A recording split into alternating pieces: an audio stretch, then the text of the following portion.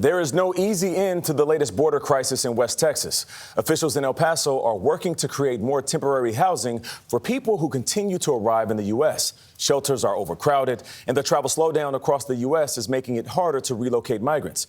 Others are waiting at the border until the Supreme Court decides whether to end Title 42, the pandemic policy that allows migrants to be expelled over public health concerns. Omar Villafranca has more on one city's struggle. Hundreds of migrants line up outside of Sacred Heart Church in El Paso, a facility that can hold about 100 each night, hoping for a place to sleep in this first-come, first-served shelter. The line forms every day and circles the block. Those who can't get a spot or fear going to shelters without documents sleep on the street. For many, the wait has already been too much to bear.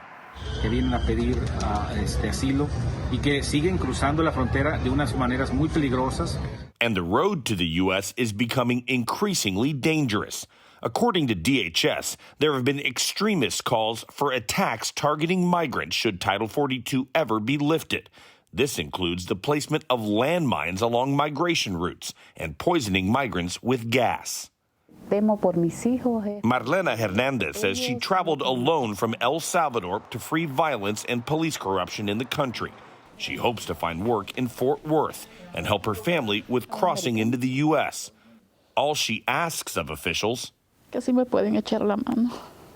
Hernandez is staying at the Annunciation House charity in El Paso, where Ruben Garcia is the director. They risk their lives, and now that they're here, they're finding that they can't ask for asylum, and that's just truly, truly tragic. El Paso officials are preparing for another uptick in migrant border crossings. U.S. border officials announced plans to establish a tent facility outside of El Paso to hold roughly 1,000 migrants starting next month, and city leaders are working to prepare 2 schools to house migrants. For CBS Mornings, I'm Omar Villafranca, Dallas.